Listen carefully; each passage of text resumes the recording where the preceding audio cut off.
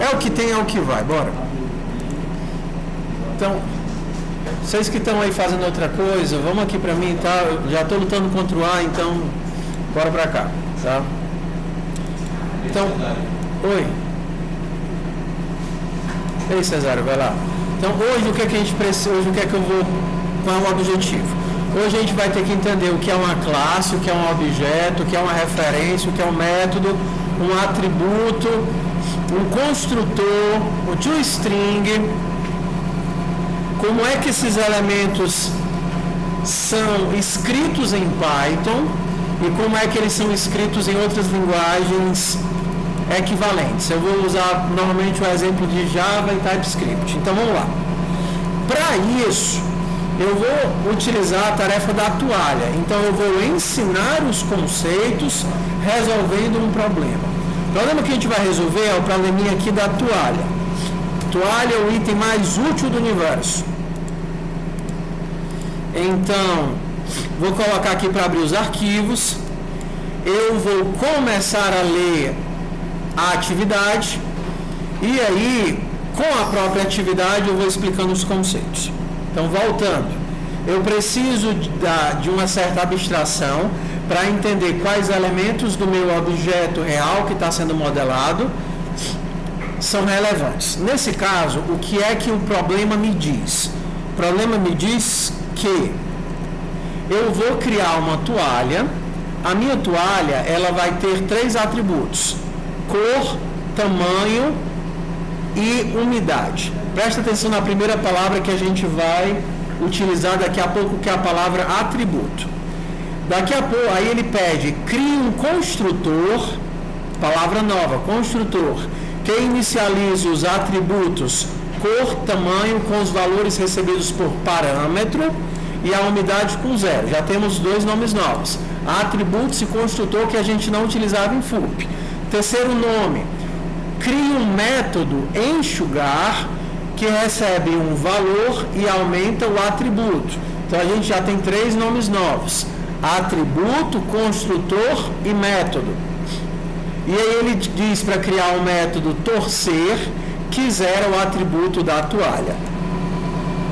Vamos entender o que a gente está fazendo. A gente está modelando uma entidade, que no caso é uma toalha, utilizando como abstrações características da toalha e unindo a esses atributos também ações, comportamentos, que a gente está chamando de métodos.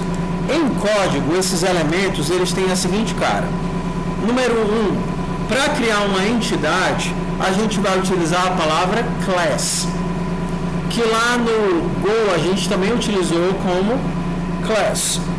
No C a gente utilizava como struct, mas normalmente a gente utiliza a palavra class. Essa palavra class, ela vai estar associada ao nome da entidade, que a gente também chama como nome do tipo. E aqui no caso a gente vai utilizar o nome tal. Atenção que o nome ele precisa ter letra maiúscula. Isso daqui diz, ele não é uma obrigação da linguagem, mas por convenção, nomes com letras maiúsculas representam tipos e nomes com letras minúsculas representam atributos, variáveis, parâmetros, tá certo? Então esse carinha aqui começa com letra maiúscula. Segunda coisa é que a gente tem o 2 pontos para abrir o escopo. E aqui a gente tem a primeira distinção, que é entre o que é uma função e o que é um método. Quando a gente tinha uma função, por exemplo, função mostra algo, mostrar, print banana, def mostrar, print banana. Então vamos aqui a primeira distinção. Uma função é invocada diretamente. Isso daqui é uma função. Uma função, ela tem um nome, esse é o nome. Ela tem parâmetros, os parâmetros estariam aqui dentro. Por exemplo, x, que é um inteiro. Banana, x. E ela tem um retorno, que é o que a tua função devolve. Por exemplo, essa função não devolve nada. Então eu posso dizer que a minha função não devolve nada, ela é none. Isso daqui é a função como ela é feita no Python. No Go a gente não utilizava def, a gente utilizava func, mas também tinha o nome da função, também tinha o nome da variável, também tinha o tipo da variável e também tinha o tipo do retorno, que em Go a gente usava void. Então, para quem vem do Go, isso daqui é o equivalente a isso daqui. Da mesma forma, a gente tem o tipo do parâmetro e o tipo de retorno. No Python, o none representa a ausência e pode representar a ausência numa variável, a variável não tem valor, como a ausência num retorno, a função não retorna nada. No Go a gente tinha o void. Em outras linguagens, ausências podem ter tipos diferentes. Por exemplo, você vai lá para o TypeScript, você tem 3 tipos de ausência. A gente tem o void, não devolve nada, a gente tem o nulo, não tem nada, e a gente tem o undefined, não foi definido nada. Mas sim nomes também para representar ausências. O que é que a gente precisa gravar agora para a gente? No Python, a ausência é determinada pelo none. Então, quando eu quero dizer que ele não devolve nada, eu digo que ele devolve nada, tá? Vamos entender a diferença entre um método e uma função. A função, ela é invocada diretamente. Então, vamos fazer aqui a mesminha coisa. X, que é um inteiro, e aí eu vou imprimir banana X. A função é invocada diretamente. Então, quando eu quero invocá-la, eu simplesmente mando mostrar 5. O método, ele não é invocado diretamente. Ele é invocado a partir de um objeto. Aqui no caso, eu preciso primeiro criar uma toalha e depois, a partir da toalha, invocar o método mostrar. Então, primeiro eu criaria uma toalha e depois, a partir da toalha, eu invoco o mostrar. Isso daqui é uma função, estou chamando diretamente. Isso daqui é um método, estou chamando a partir da toalha. Então, quando a gente fala que nós estamos numa linguagem orientada a objetos, ou estamos lidando com o objeto, é porque as ações se derivam a partir de um objeto. Por exemplo, aqui no Python, vetores são objetos.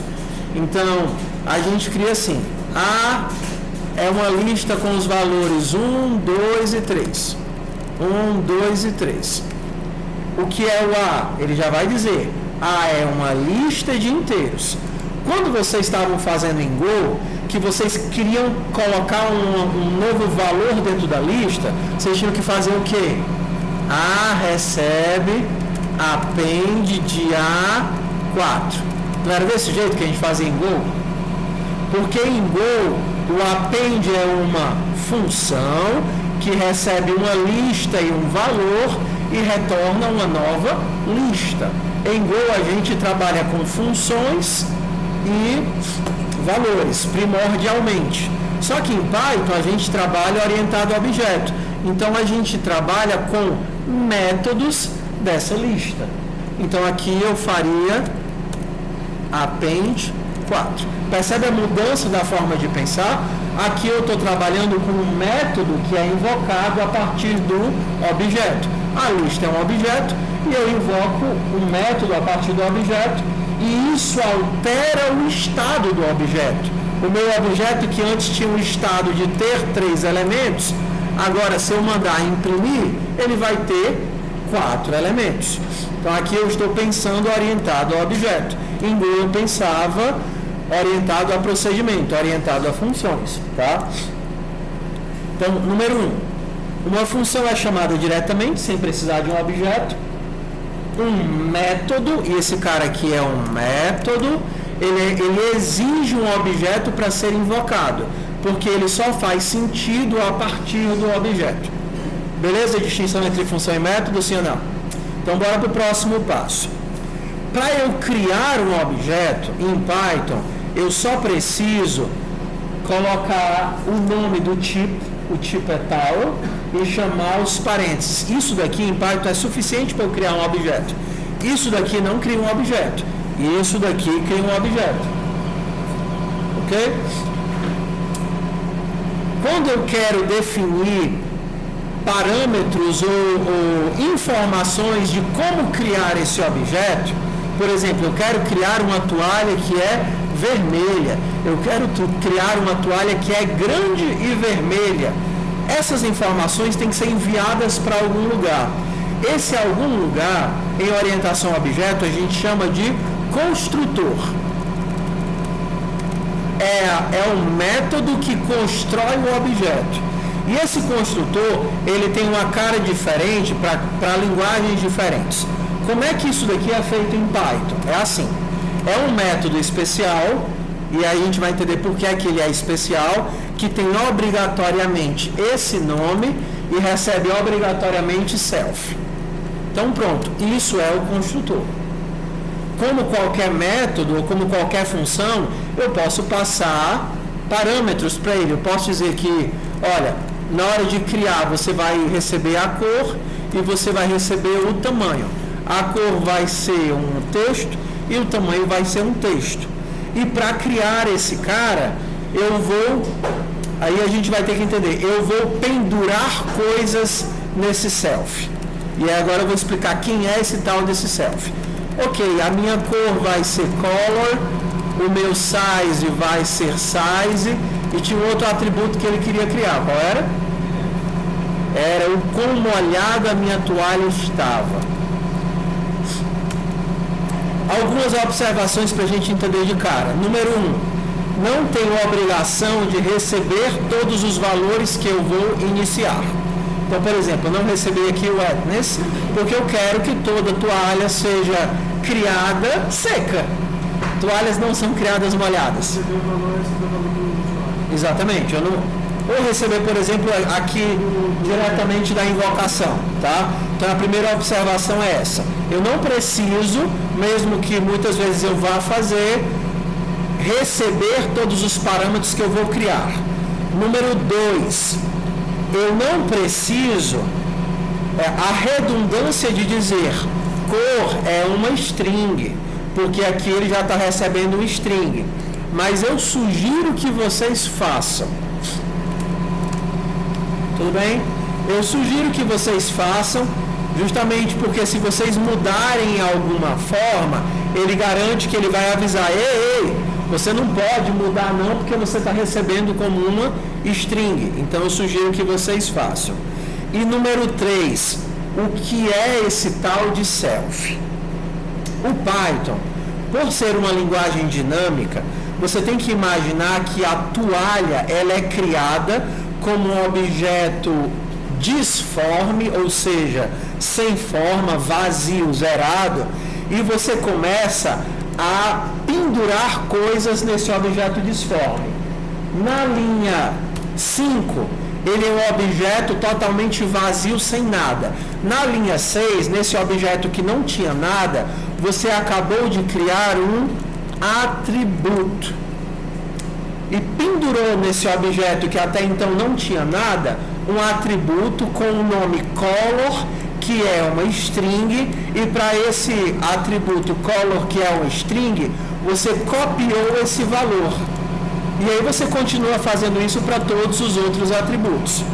O Python, ele tem uma característica, que eu não chamo de limitação, que pode ser extremamente, como é que a gente chama? Annoying.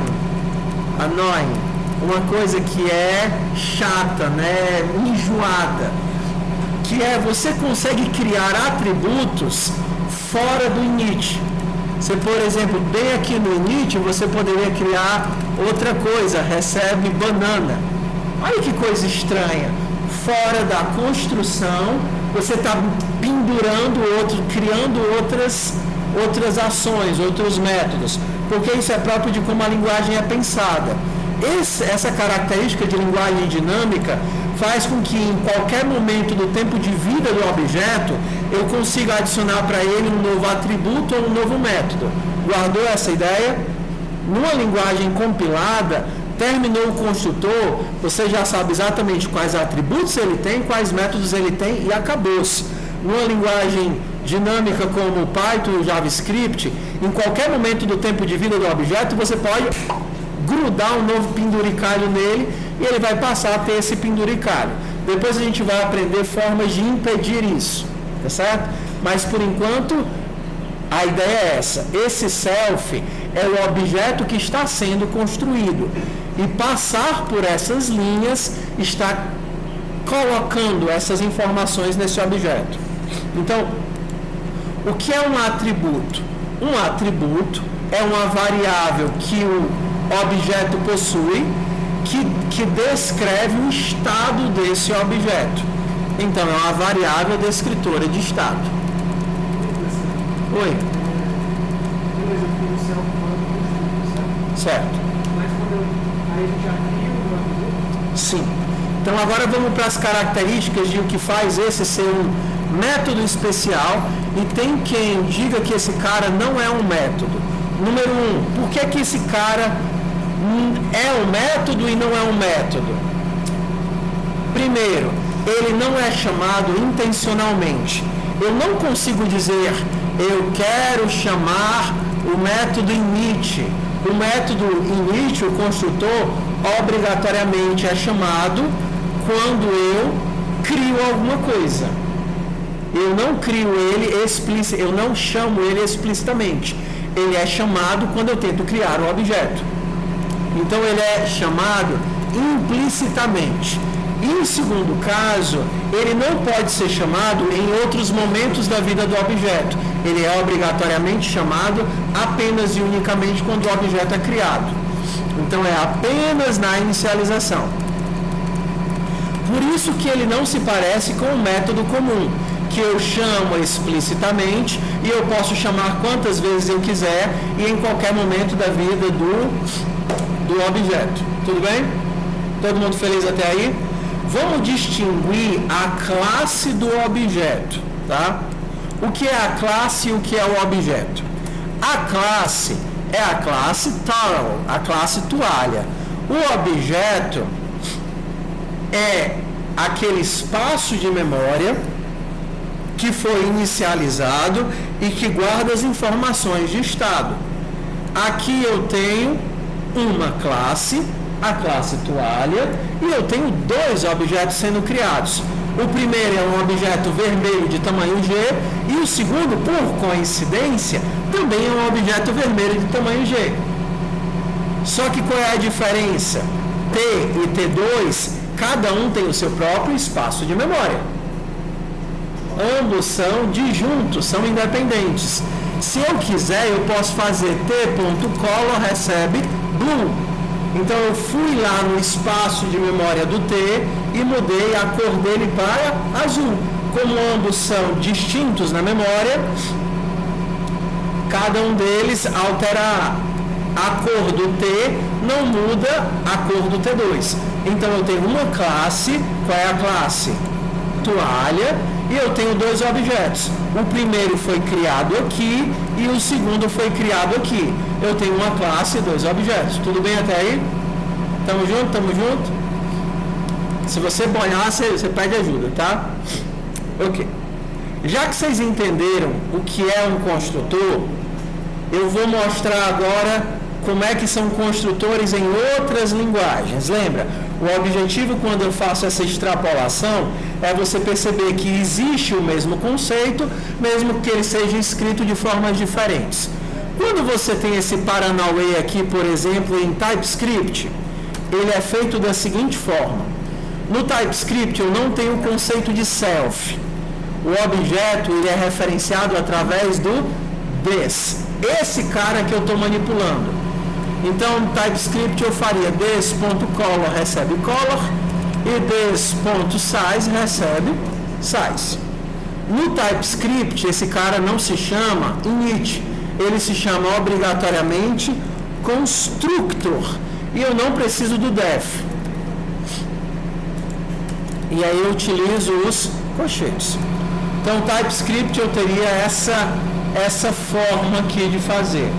No TypeScript, eu não vou grudando os elementos a partir do momento que ele vai executando. No TypeScript, eu teria obrigatoriamente que dizer, olha, eu tenho uma cor, que é uma string, eu tenho um size, que é um number, e eu tenho eu tenho um size, que é uma string, e eu tenho um wetness, que é um number. Ou seja, ao invés de ir pendurando as coisas, na hora que ele inicia, ele já sabe, toda toalha tem cor, tamanho, e se está molhado, e o quão molhado está. E eu construo através do construtor. Eu não tenho um self, mas eu tenho um des. Mas o des equivale ao self. Tudo bem? Formas diferentes de elaborar o mesmo conceito. Se eu tivesse em Java, ia mudar o quê? Ao invés de fazer com constructor, eu faria com o mesmo nome da classe, mas todo o resto é igual. Ao invés de fazer assim, eu falo string color. Ao invés de fazer assim, eu tenho um string size com S maiúsculo. E ao invés de fazer assim, eu teria um int wetness. Fora isso, todo o resto é igual. Ainda é o des para representar esse. Então, o que a gente está vendo? Tem formas diferentes de dizer o que é um atributo. Em alguns, ele vai exigir que você defina antes. Em outros, não. No Python, a gente usa o self. Nos outros, a gente usa o des. Mas ainda é a mesma construção. Tudo bem até aí? Estamos juntos? Depois a gente vai ver como fazer em Python para forçar essa mesma coisa. Ah, cara, isso é muito feio. Eu pendurar atributos no objeto em qualquer momento da vida dele é muito feio. Eu queria ter uma forma de fazer isso travado. A gente vai ver mais um momento em outro lugar. Mas por enquanto isso daqui é importante para a gente. Então o que a gente viu até agora? Número 1, tenho métodos e tenho funções. Número 2, tenho variáveis. Isso é uma variável. Está vendo aqui? Isso é uma variável. Tenho uma variável. Eu tenho parâmetros. X é uma variável que é um parâmetro. E eu tenho atributos. Color é uma variável que eu entendo como atributo. Por quê? Porque determina o estado de um objeto. Exemplo. G e head vão ser armazenados nos atributos da toalha. Se eu quiser, eu posso mudar o estado da toalha. A toalha era vermelha e agora a toalha se torna azul. Tamo junto? Tamo junto? Tamo junto, Rian? Ok. Bora aqui, ó. Bora pro próximo. Vamos separar agora o que é objeto do que é referência, que isso daqui vocês erram a exaustão. Eu vou explicar agora, daqui a 2 semanas eu vou perguntar e mesmo assim vocês vão errar. Mas tudo bem. Não, eu entendo que conceitualmente é complexo. Vamos lá. Quantos objetos vocês têm aqui? Quantas toalhas existem? 2 toalhas. A primeira toalha foi criada bem aqui. Eu criei a toalha. E a segunda toalha foi criada bem aqui. Por coincidência, as 2 toalhas têm os mesmos valores, mas são 2 toalhas. Por que em Python isso é complicado? Porque pelo fato do Python ser sucinto, você não tem uma palavra-chave para explicitar a criação do objeto. Se você tivesse em TypeScript ou em Java, TypeScript faz da seguinte forma, ó. Seja ter uma nova toalha que é vermelha e de tamanho G. Tá vendo aqui que eu tenho new em TypeScript? Em Java seria a mesma coisa. Var t é uma nova toalha, que é vermelha e tem tamanho G. Quando você vai para um TypeScript ou para um Java, que você olha para esse new, está bem explicitado que você está criando alguma coisa. Estou criando um objeto. Só que o Python ele não tem um new. O fato de você invocar o tipo e criar os parênteses já cria o objeto. Então vamos entender. O objeto está sendo criado do lado direito e armazenado do lado esquerdo.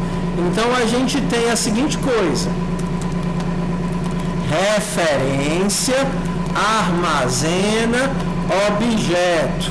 Então, o objeto é criado do lado direito e ele é armazenado do lado esquerdo. Todo mundo junto até aí?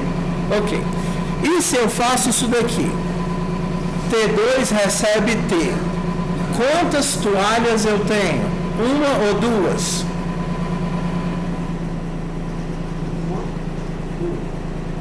A pergunta, ela é capciosa, traiçoeira, tá certo? Por quê? Como assim toalhas? Agora se eu perguntar, quantos objetos toalha diferentes eu tenho? Um objeto. Vamos lá. Onde é que o objeto está sendo criado? Bem aqui. Uma toalha foi criada.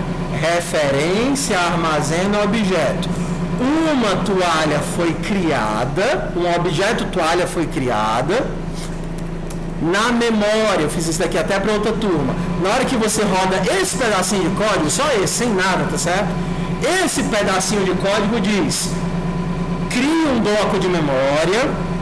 Nesse bloco de memória, armazene vermelho, G e molhado 0. Então, nesse bloco de código, foi armazenado vermelho, G, tá certo? E o quão molhado ele está, 0. Então, eu tenho um pedaço da memória que tem essa informação, ok? Esse objeto que está em algum lugar da memória, se você fizer apenas isso, se perdeu. Eu preciso anotar esse cara em algum lugar. Para isso, a gente anota em uma variável. Então, para isso, eu coloquei na variável chamada toalha. Ou seja, isso daqui é uma entrada. Na minha tabela de variáveis tem uma entradazinha dizendo, olha, tal, com T minúsculo, é uma variável do tipo toalha e contém o valor 500. Por quê? Porque na posição 500 de memória eu tenho um objeto com todas as informações do objeto. Então, se você olhar para esse cara não é o objeto, mas ele sabe onde na memória está o objeto. Tudo bem? Quando você faz T2 recebe tal, o que você está criando é uma outra entrada na tabela de variável que também é capaz de olhar para uma toalha, referenciar uma toalha, que também está olhando para o 500. Mas, de fato, quantos objetos você criou? Um objeto, que está na posição 500. E quantas variáveis você possui olhando para esse cara? 2 variáveis. Essas variáveis, quando você tem uma variável que olha para um objeto, a gente costuma chamar esse cara de referência. Então, a gente diz que isso é uma referência para o objeto toalha. Tanto que o tipo dele é toalha, toro. Mas, de fato, ele não é o objeto. Ele olha para o objeto. Tudo bem até aí? Então, vamos lá. Então,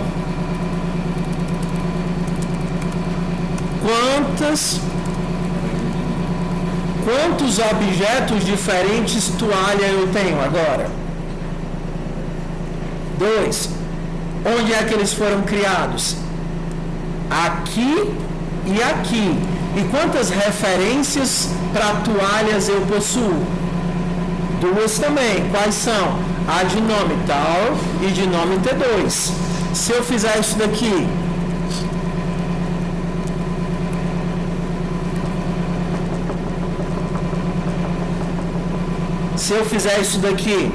o que é que eu acabei de fazer? Peguei esse objeto que eu tinha criado bem aqui, que estava em algum canto da memória. Vamos imaginar que esse cara aqui estava no 500, tá certo? E esse cara aqui estava no 600. Internamente, o que é que o T2 está guardando? 600, que era onde a toalha tinha sido criada. E o T1, o que é que ele estava guardando? 500. Quando eu faço isso daqui, o que é que eu estou fazendo? O T1, que antes guardava 500, agora vai guardar 600. E a informação desse objeto, ou seja, o endereço de onde ele estava, eu acabei de perder. Quando a gente perde uma referência e não tem mais ninguém olhando para aquela referência, esse cara normalmente é coletado pelo Garbage Collector. Garbage Collector. Então, quando eu perdi a referência, agora eu só tenho um objeto e duas referências olhando para o mesmo objeto, porque não tem mais ninguém olhando para o valor que estava em T1. Tudo bem, meu povo? Beleza? Por que isso daqui é relevante? Porque existe, não apenas em Python, mas em todas as linguagens, algo muito traiçoeiro quando você lida com listas. Se você faz um negócio como esse, ó, lista 1 recebe uva, banana e maçã. Você faz isso daqui. Aí você vai para a lista 2, recebe lista 1. É uma lista de strings, ok? A lista 1 é uma lista de strings. E você faz lista 2, recebe lista 1. Quantas listas, quantos objetos lista eu tenho? 1 ou 2? Quantas listas eu tenho de fato? 1 ou 2? 1. Por quê? Porque a lista está sendo criada do lado direito. Eu criei uma lista e armazenei ela tanto em L1 como em L2. Então, se você fizer algo como L2.append tangerina, você também está alterando a lista que L1 olha, porque L1 e L2 olham para a mesma lista. Se você quisesse outra lista, você teria que fazer um copy, por exemplo, ou então fazer um para cada elemento x for x. Você teria que criar uma nova lista copiando os elementos da lista 1. Entendeu? O padrão é que todo objeto, quando você faz uma atribuição, ele não cria um novo objeto. Ele copia só a referência. E listas são objetos. Se você fizer só uma atribuição, ele vai manter a mesma lista. Isso vale para Python, isso vale para JavaScript, isso vale para qualquer coisa. Então, atenção, fazer uma atribuição nunca cria um novo objeto. Sempre é uma cópia de referência. Atribuições não criam novos objetos, fazem apenas uma cópia de referência. Show, meu povo? Fixaram? Então, em computação, a gente chama LValue e recebe RValue, que é o equivalente a lugar, recebe valor.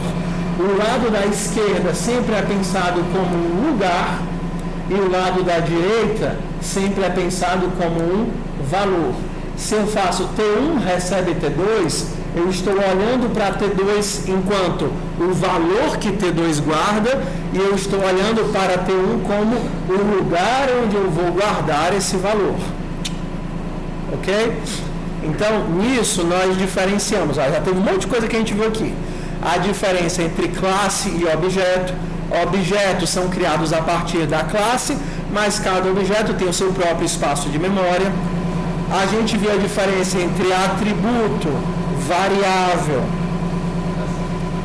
e parâmetro.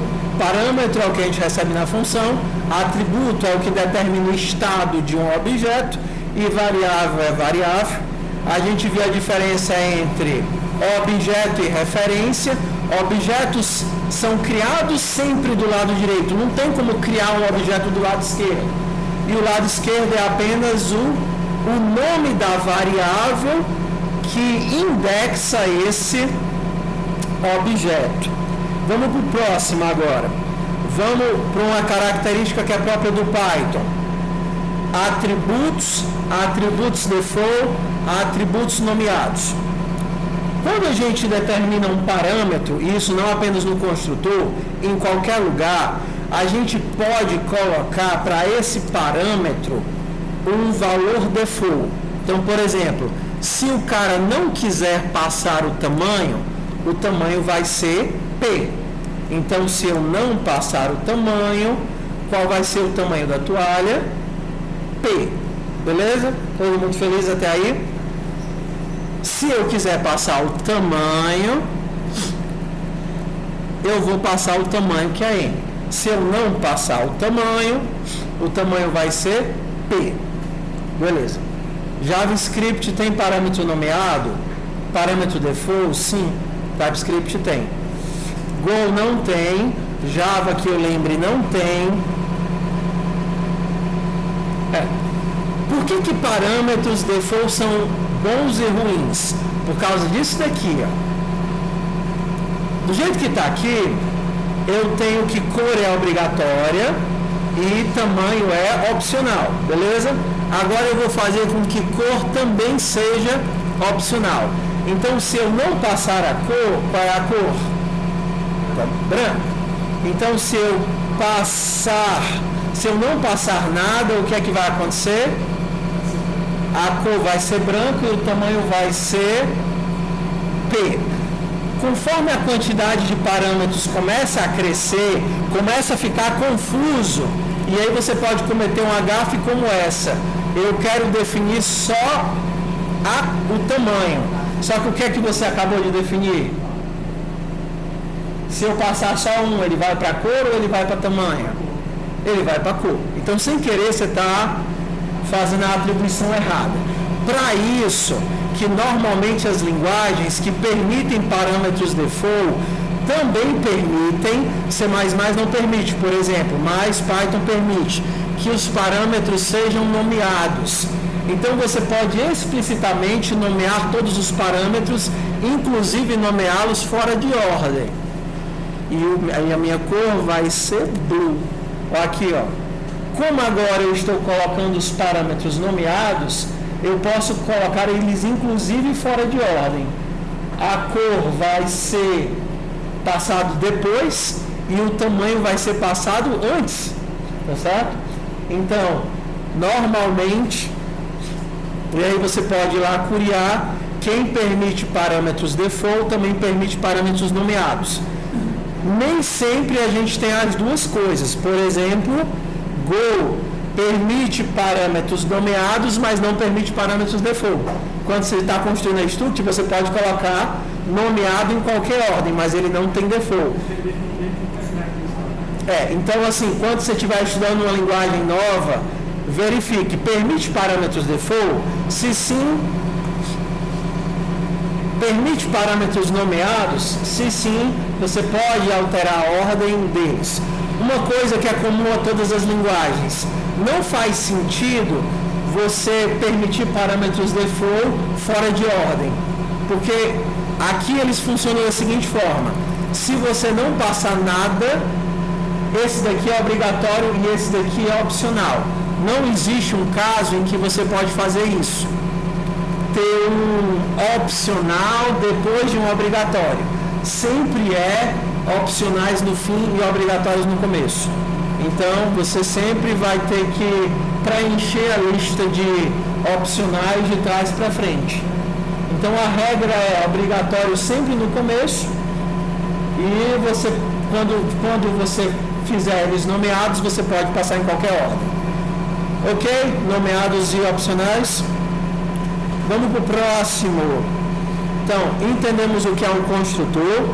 Entendemos que um construtor ele tem um nome obrigatório. E agora vamos entender como é que a gente imprime esse cara. Se eu colocasse só print de T1, o que é que ia aparecer no meu console? Olha aí o que é que vai aparecer. Quando a gente manda imprimir um objeto, normalmente só aparece, por enquanto, tá certo? Depois a gente consegue reverter isso, onde o objeto está na memória.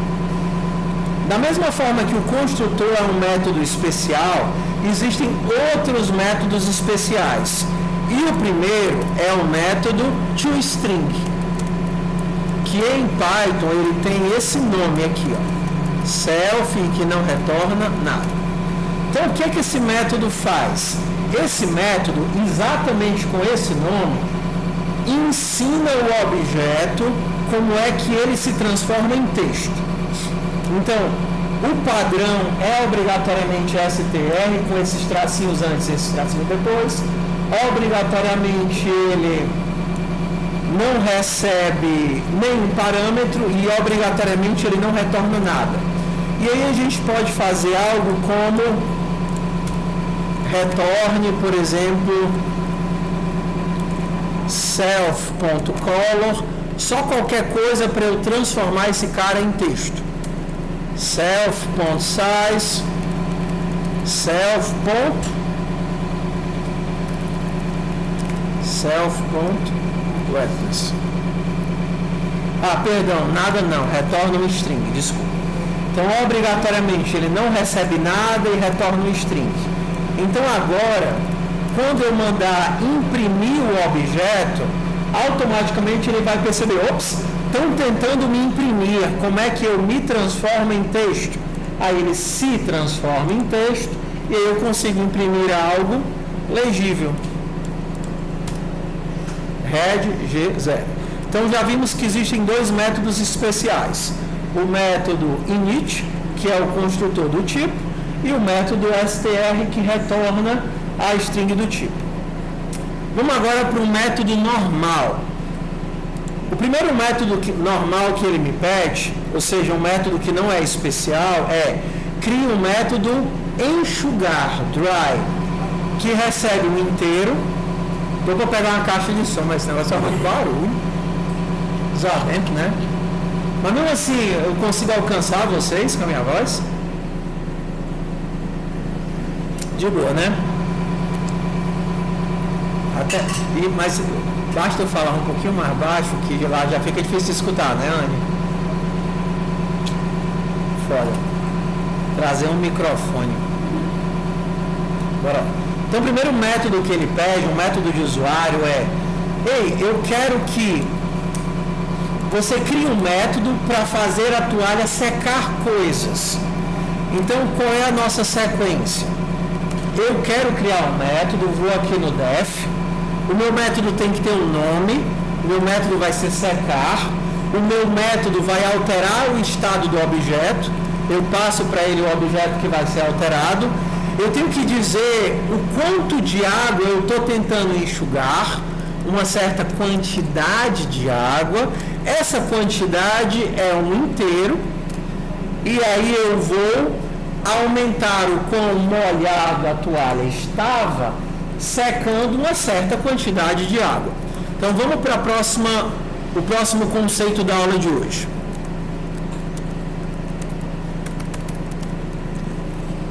Se você fizer só isso, tá certo? Tá. O que é que ele vai dizer que o dry é? O dry, ele recebe um objeto do tipo toalha, uma certa quantidade, o que é que ele retorna? Nada. Só que o Python, tal como o TypeScript, tal como o Rust, tal como um catatal de linguagens modernas, ele infere o tipo de retorno. Se você não disser o que é que ele está retornando, ele vai inferir. Por exemplo, se eu escrevesse assim, retorne self.wetness, o que é que o dry retorna? Retorna um tipo inteiro, tá vendo aqui? Se você tivesse um if aqui, se 5 maior do que 7, faz isso, se não, retorna self.size. Uma lógica qualquer. E você olhasse para a assinatura do dry, o que é que o dry retorna agora?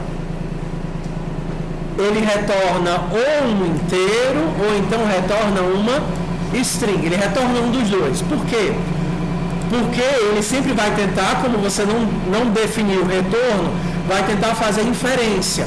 O que é que acontece muito quando você está programando? Às vezes você tem um código complexo com vários tipos de saída e você está alterando esse código. Em um momento você retorna um booleano, e aí na nova versão do código lá embaixo você retorna um inteiro, e aí o teu código começa a ficar com a assinatura errada e você não percebe. Por quê? Porque ele está fazendo inferência. Ora ele não retorna nada, no outro ramo ele retorna inteiro, no outro ramo ele retorna booleano. Para resolver isso, sugestão, sempre descreva no protótipo, ou seja, na assinatura do teu código, o que é que ele retorna.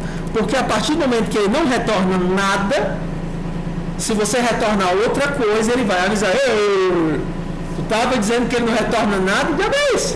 Está tentando retornar um inteiro? Ou então se você disser que ele retorna um string, ei, você não pode retornar isso, porque ele obrigatoriamente retorna uma string. Então, nem sempre facilidade significa código bom. A facilidade que é ele inferir o retorno sem que você tenha que o tempo todo ficar descrevendo, normalmente ele é um problema conforme o código começa a crescer. Então, dica de agora, sempre diga o que é que ele retorna, mesmo que ele não retorne nada. Tudo bem? Combinado? Então, das duas, uma. Se você fez um código e não colocou o tipo de retorno, ou você programa ruim, ou você usou o GPT, que normalmente ele nunca vai colocar, tudo bem, o padrão dele é sempre esse, ou você usou o GPT e esqueceu de dizer que ele tem que colocar todos os tipos de retorno. Mas assim, dica, sempre coloque, porque é boa prática. Mesmo que não precise, coloque para quando você alterar o código não dar ruim. Tudo bem? Estamos juntos ainda? Hã? Pode o quê? Ah, tu quer olhar aqui? A função dele, a utilidade dele. Beleza, você criou uma toalha, não é verdade? A tua toalha é uma toalha vermelha e grande. Se você mandar imprimir, ele vai dizer que a tua toalha é vermelha, ela é grande e ela está seca, ou seja, quanta água ela tem? Nenhuma. Se você cuspiu no chão e pediu para a tua toalha secar o cuspe, que tem 3 gramas de água, qual deve ser o estado atual da tua toalha agora? Uma toalha vermelha, grande, com 3 gramas de água. Se você agora mandasse, derramou o café e mandou secar o copo de café que tinha 30 gramas de água, agora ela é o quê? Uma toalha vermelha, grande e com 33 gramas de água. Ele aumenta a quantidade de água. Vamos para a primeira lógica aqui. Vocês vão utilizar essa atividade como modelo para fazer a atividade do animal. As atividades, normalmente, todas elas são problemas homônimos. Homônimo? Acho que é isso. Problemas homônimos. Deixa eu ver se eu lembrei da palavra certa.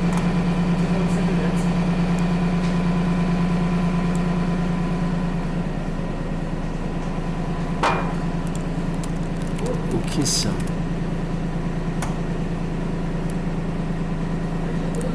Não.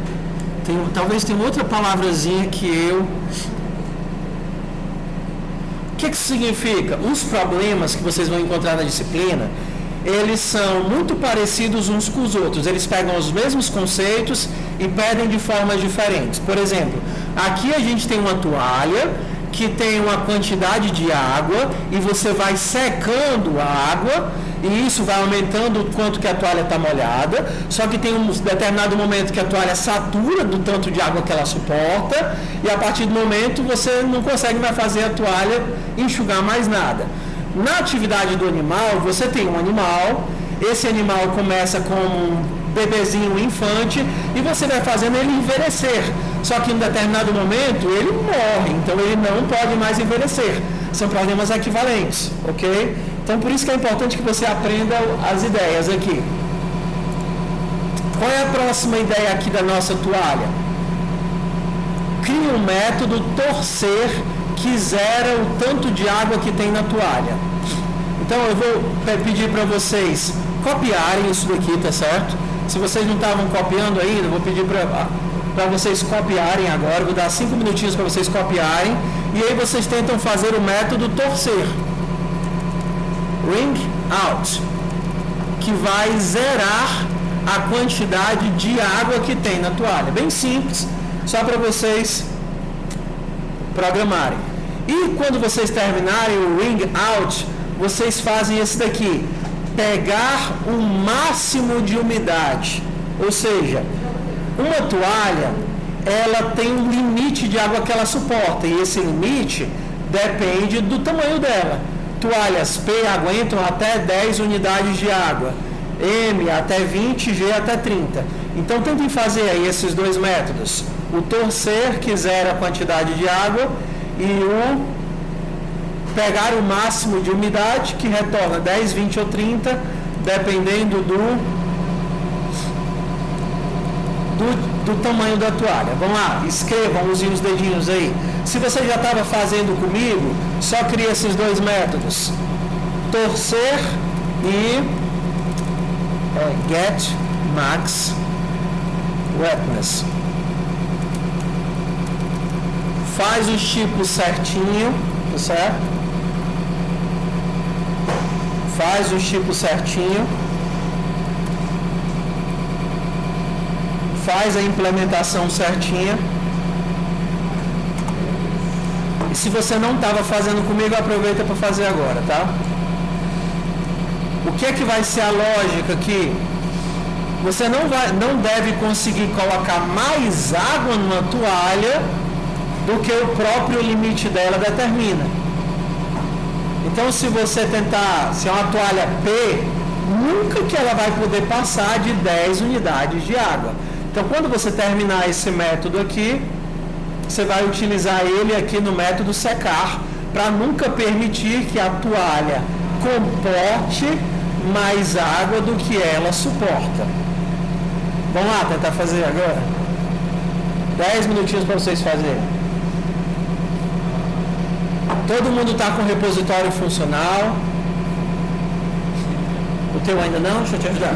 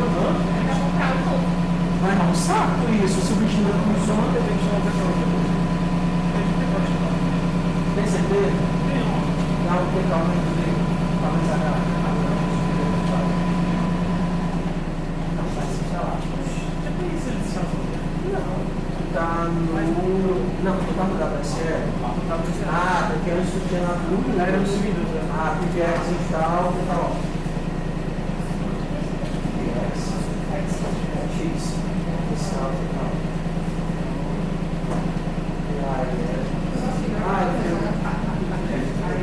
Por que usa um teclado externo? Não, não sabe, porque é muito grande, até o pequeno não sabe levar tanta coisa. Mas eu vou tentar fazer quando chegar. Ótimo. Muito bom ficar com o tá indo, né? Sabe que Aí na progressiva. Tá, tu já deixou remapeado, certo? Eu já tenho remapeado Não sei, né? Não, é mapear técnico, eu digo tem, é bem facinho. Tem um aplicativo chamado que da minha esposa, que estava com acento mudado, entendeu? Aí a gente estava em Power Toys. Power Toys, que é do próprio nome, entendeu? Power Toys. E aí você tem YYs.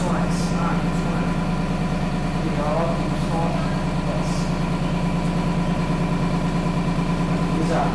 Aí você pode dizer, por exemplo, que Alt e outra tecla qualquer vai. Você muda a tecla e faz combinações.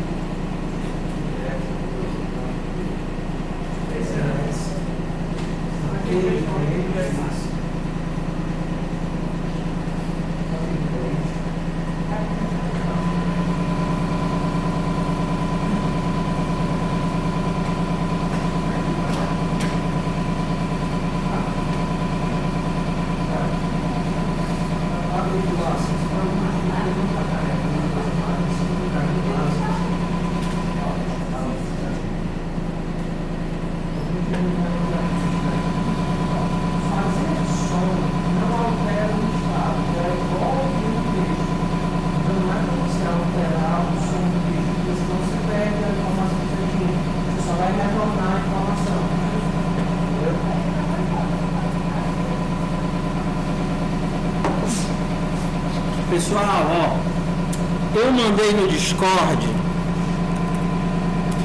Discord, mas ou vocês não viram, ou esqueceram, ou talvez nem tenham prestado atenção.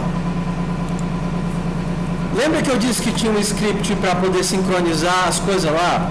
Ok? Quando eu cheguei em casa, eu resolvi alguns bugs que ele tinha e ajeitei também o setup. Então, para vocês baixarem a versão nova, eu postei lá no canal geral, tá vendo? Lá no canal geral tem essa última postagem. Vocês podem copiar esse primeiro bloco, tá vendo? RM-RF, tal. Copia o bloco todinho e cola no terminal do teu CodeSpace, computador, que ele vai substituir todas as versões antigas do Git Sync e do Setup pelas versões novas corrigidas, tá certo? Então, isso daqui vai simplificar muito o processo de conflito, por exemplo. Agora, até mesmo quando dá conflito, dá erro de merge, eu já consegui resolver quase tudo. Então, lembra de fazer isso no teu repositório, tá? Copia isso daqui, roda no terminal, que aí ele vai trocar as versões antigas do Git Sync e do Setup pelas versões novas melhoradas.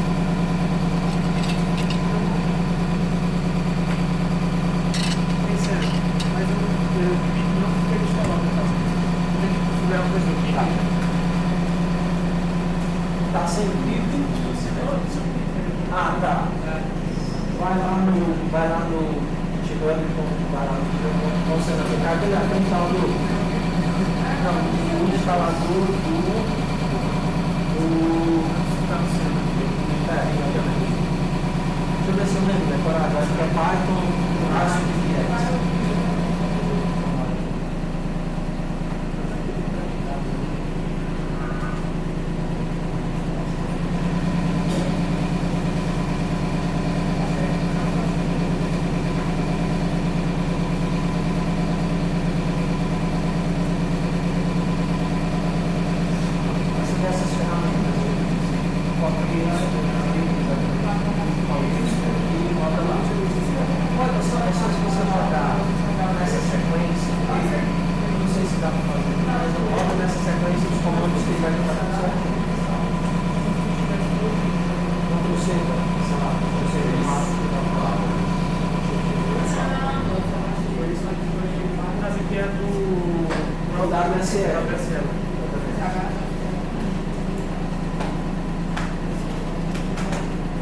Está dizendo que erro nada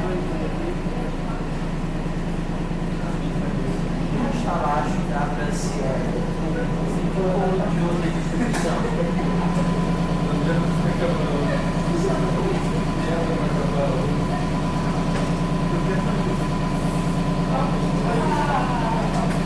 Vai capar? Uma vaga. O name já. Não tem nada, né?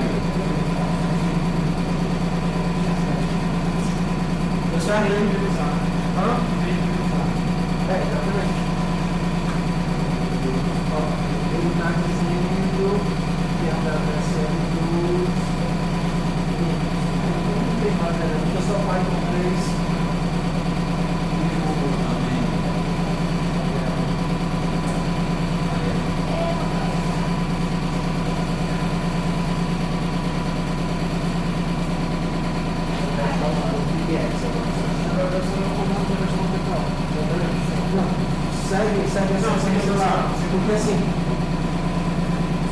como isso daí é administrado pela Microsoft, fica mudando o sistema.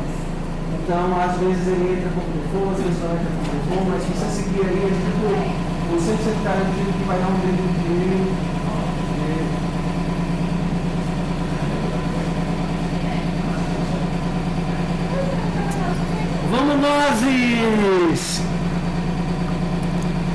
Vamos nós. Deixa eu ajudar vocês aqui, tá certo? Então, primeira coisa é a gente colocar os tipos corretos. Então, o torcer não retorna nada. Então, se você não colocou o none, já começou errado. E aí você faz o quê? Tira a água do bicho. O tanto de água que ele tem agora é 0. Só isso. Qual é o máximo de água que ele suporta? Agora sim. O máximo de água que ele suporta é 1 inteiro. Então você tem que dizer que ele retorna 1 inteiro. Ué, como é que eu vou saber dessas coisas? Tem lá no diagrama. O máximo de água que ele suporta é um number. Lembra, o diagrama de classes ele é genérico. Você tem que traduzir ele para a linguagem. Então, se a gente usou inteiro aqui, a gente vai precisar usar inteiro aqui. Ah, ele também quer saber se está seco. Qual é o máximo de água que ele suporta? Qual é a nossa lógica aqui? Se o tamanho for P, retorna 10. Se o tamanho for M, retorna 20. Se o tamanho for G, retorna 30. E aí já aparece o primeiro erro. Você fez tudo certo? Sim ou não? Por que ele continua reclamando, este safado? Por que este safado continua reclamando? Ó, ei, se você disse que ele retorna um inteiro, ele precisa retornar um inteiro em todos os caminhos, ó, on all code paths, em todos os caminhos por onde o código pode seguir. E tem um caminho que ele não retorna nada. Quando? Quando não foi nem o primeiro, nem o segundo, nem o terceiro if. Se chegar bem aqui, é para retornar o quê? Mas tem que retornar alguma coisa, sei lá, 0. Não é para essa toalha existir, então eu vou botar 0. Depois a gente vai ver formas de garantir que os valores sejam válidos. Mas por enquanto é o que a gente tem, tá certo? E aí a gente vai ter que alterar o nosso método secar. Por quê? Porque eu nunca quero permitir que a toalha assuma mais água do que ela é capaz. Uma forma fácil de fazer isso, sem ter que refazer essa lógica aqui, é reutilizando o método. Por exemplo, primeiro eu tento secar tudo que eu puder e depois eu verifico, ei, se o tanto de água que ele tem estourou o tanto de água que ele suporta, o tanto de água que ele terá é o tanto de água que ele suporta. Faz sentido? Se o tanto de água que ele tem, vou até escrever assim, ó, qual é o meu máximo? Se o que ele tem é maior do que o limite, eu vou truncar o que ele tem para o limite. Tudo bem? Presta atenção que eu vou reescrever esse código com uma linha só. Primeiro você tem que entender o explícito. A gente vai agora reescrever isso com uma linha só. O que é que eu quero fazer com que ele nunca assuma um valor maior do que o limite? Então, eu estou reutilizando a lógica do outro método, invocando o método aqui dentro, para não precisar refazer a lógica, não faz sentido. Então, eu tento pegar a água toda, vejo qual é o limite, se o atual estourar o limite, então eu trunco para o atual. Tudo bem até aí? Posso apagar, sim ou não? Beleza. Então, vamos fazer numa linha só. Qual é o tanto de água que ele terá? Eu tenho que escolher entre o tanto atual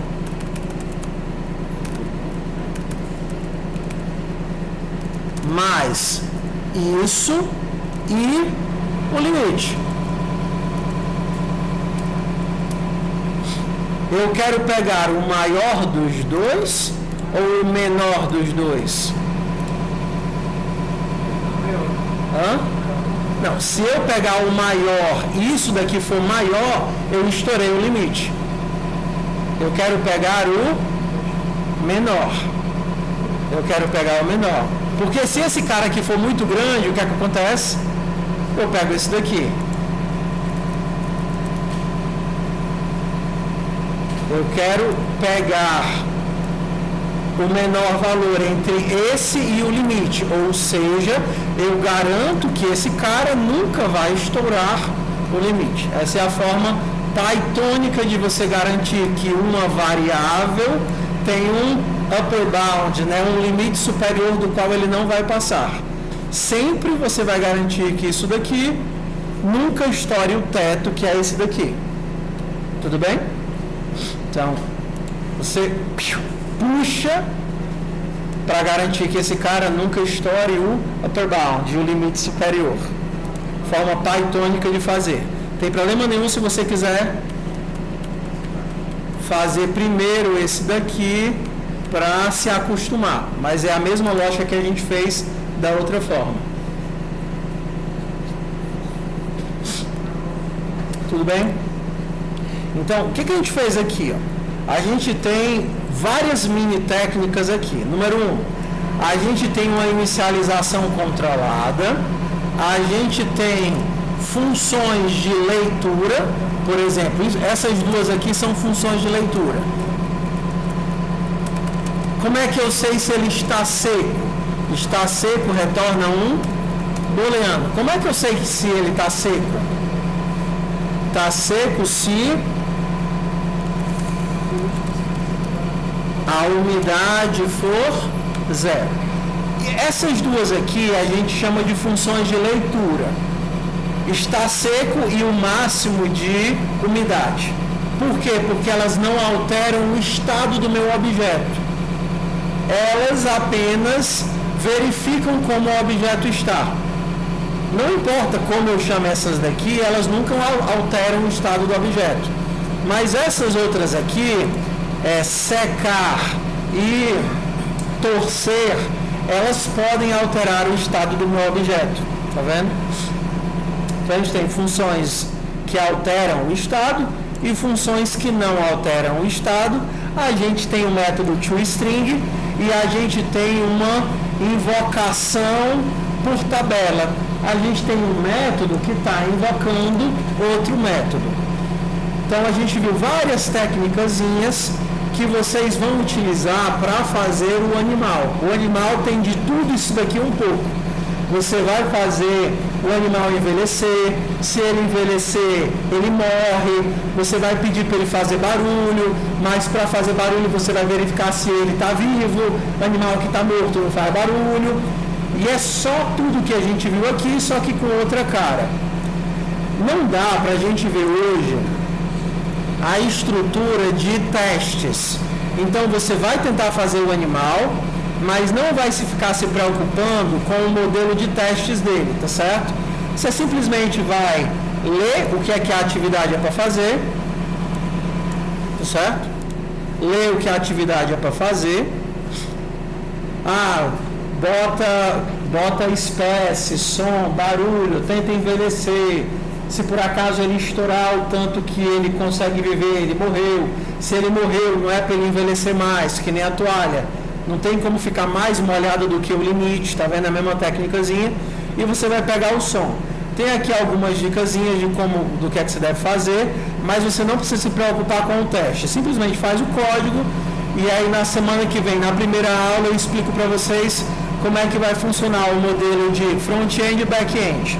Front-end é invocação, back-end é lógica, e a gente tem que ter uma forma de comunicar as invocações com os testes de lógica, mas já é muita coisa para a aula de hoje, a gente vê isso só na semana que vem.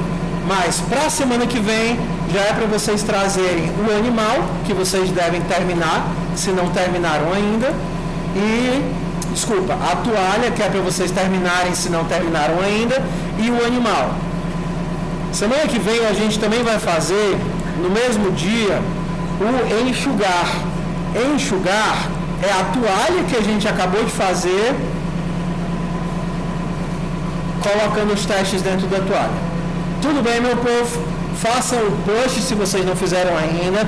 Joguem os dados para o repositório. Não é para vocês irem embora sem post. Se vocês ainda não atualizaram os scripts de vocês, peguem o código que está lá no Discord e colhem no terminal para atualizar os scripts. Então, quando atualizar, os scripts que eram .sh, git-sync.sh e setup.sh vão virar para .py. Vai ficar git-sync.py e setup.py, que são os scripts atualizados. Tá certo? Oi. E aí, ó, olha que legal. Conforme a gente for fazendo as atividades, cadê? Olha como vai ficando bonitinho, né? O azulzinho é o tamanho do código. Não, o azulzinho é o tempo e o rosa é o tamanho. Então o teu código vai naturalmente aumentando e diminuindo conforme você vai programando. Diz. Não, é a mesma coisa. Tu roda aquele scriptzinho que para atualizar os... Cadê?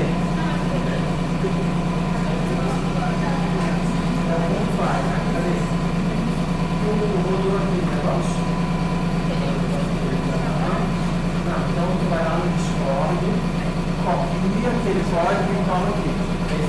Oi. Vamos lá. Tu foi lá no Discord aqui.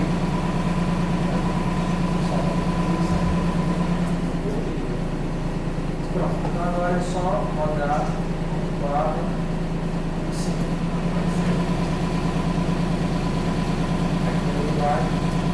Beleza, está de novo. Você estava trabalhando em 2 lugares diferentes. Então, não tinha que fazer alguma coisa. Tem um conflitozinho aqui. Agora, você quer novidade. Aí você só agora está me fácil.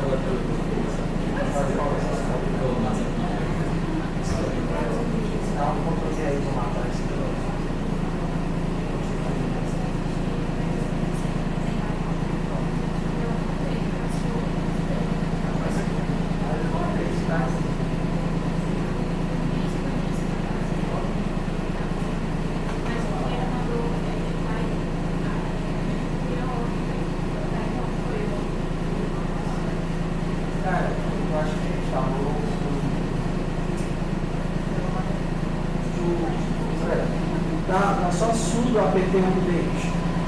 Vai assim. Ou você escutar no sudo apt update.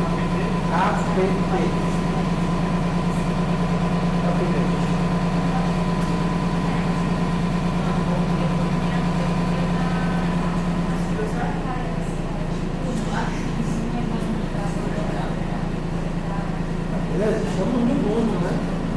Menos mal.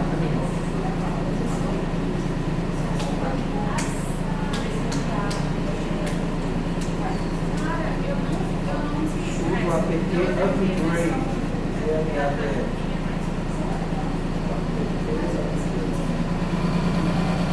Não, eu acho que é aplicativo, né?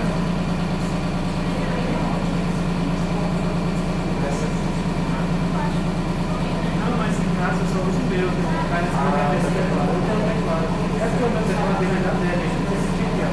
Aí ele é muito grande, né? Aí nem dá pra tirar esse daqui que está preso, né? Vai atualizar essa foto, cara, dá pra isso também.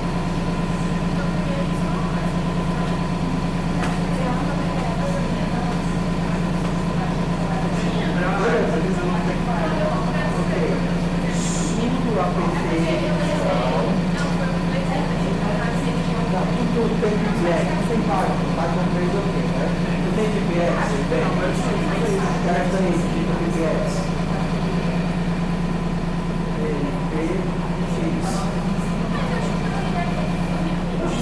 Mas eu não instalei com o Chico, né? Não, sudo apt. É aquela coisa. Tá vendo? Volta lá.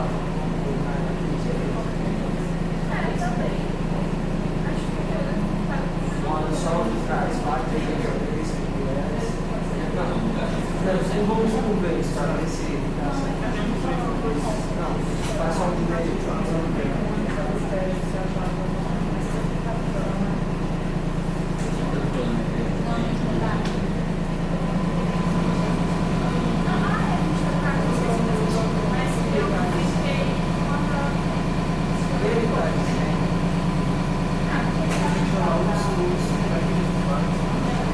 ele está dizendo que agora ele não é instalado no dia 20, entendeu?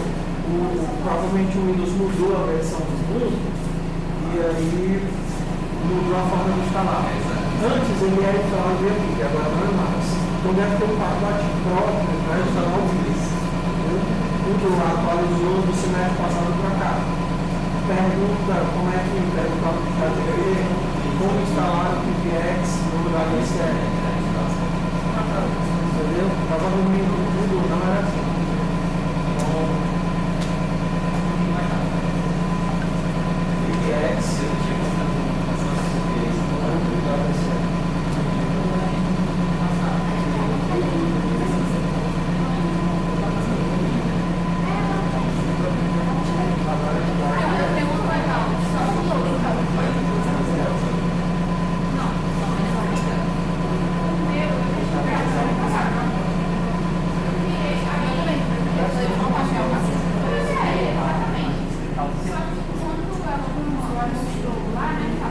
Isso que é bom você fazer guia muito detalhado, porque a chance desses bichos quebrarem é muito alta. É mais fácil dizer que vira aí que vai lá.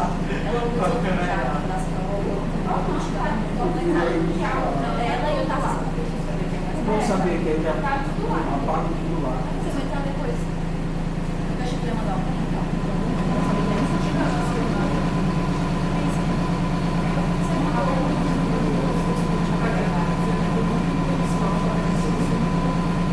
Tá no geral, as coisas que estão no geral.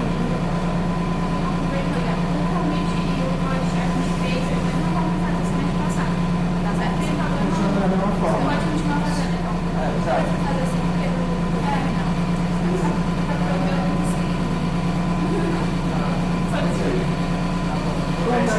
Agora só o entry-path, não precisa. Só o PPX, não o entry-path. Não, apaga tudo que você mais precisa. Só o PPX e o entry-path, não precisa apagar tudo isso. É só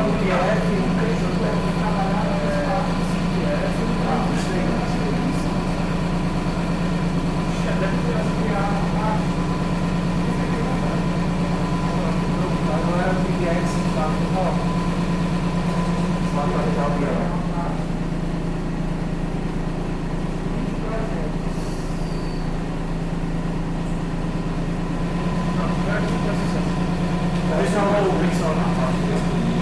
Pressionando de pressionar.